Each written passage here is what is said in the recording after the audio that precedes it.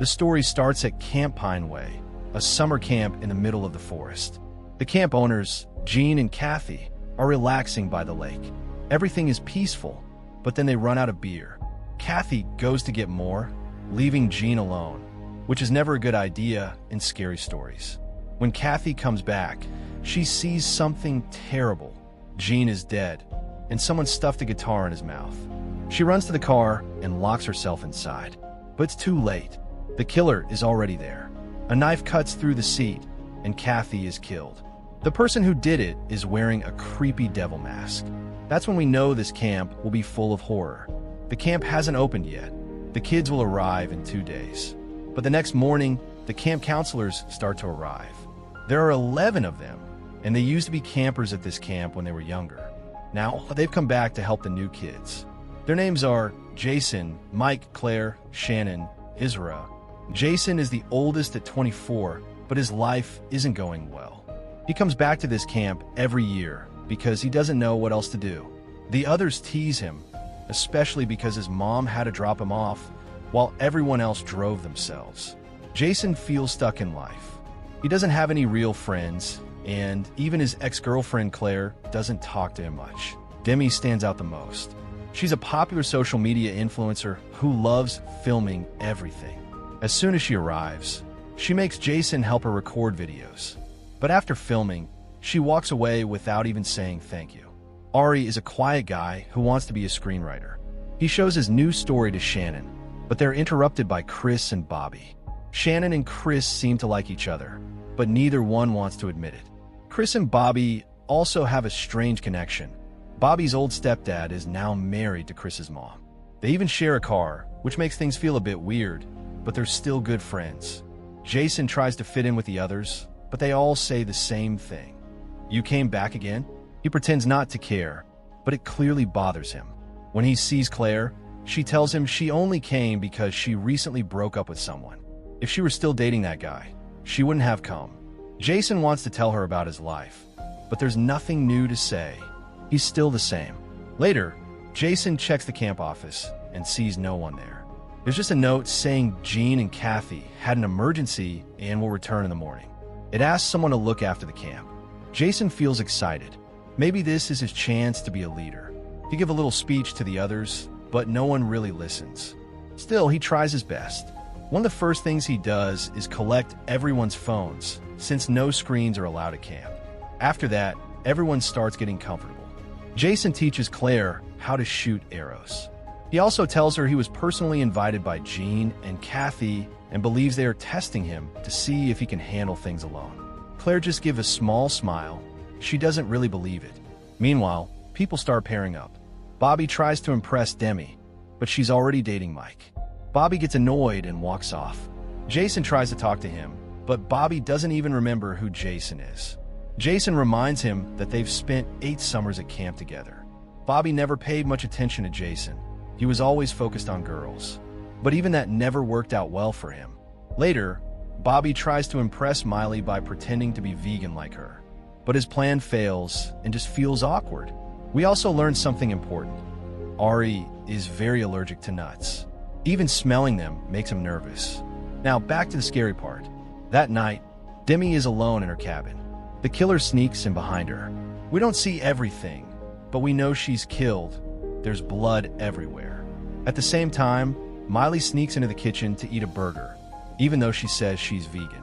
But before she can take a bite, the killer finds her too. This time, we see her head get cut off. It's quick and terrible. Just like that, 2 people are gone. Now it's clear, Camp Pineway isn't just a fun summer camp anymore. It's turned into a scary place where people are getting killed. No one knows who will be next. After a loud noise, Mike ran to help. But the killer was already there and quickly attacked him too. Later, Jason went into Demi's cabin without knocking, like he usually did. What he saw was horrible. Demi was lying on the bed, covered in blood, not moving. Jason got scared and ran through the camp, shouting that Demi was dead. But no one believed him.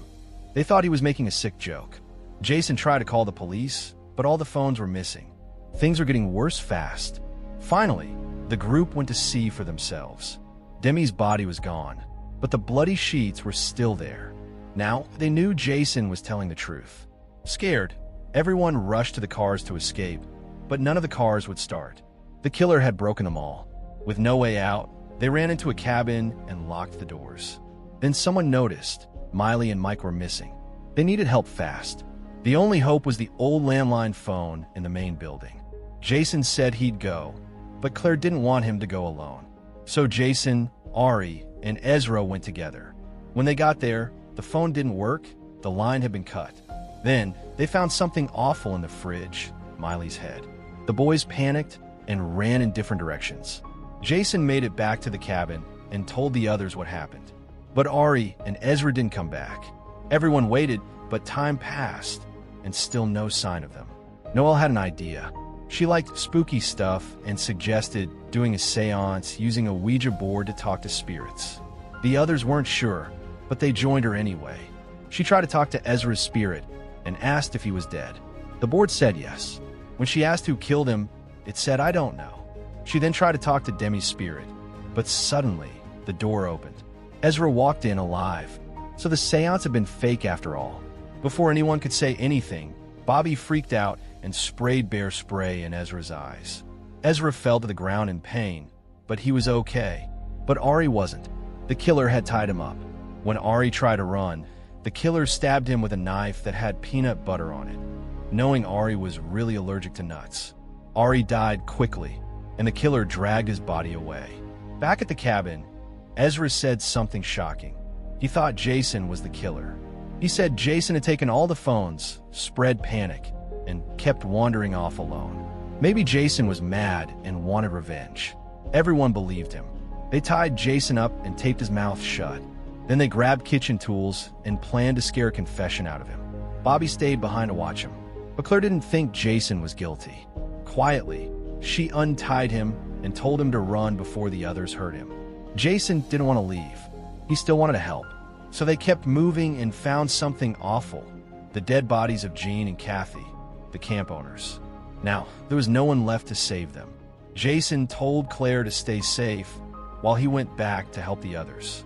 The rest of the group had split up, searching for their phones. That's when the killer struck again, this time Noelle. He stabbed her,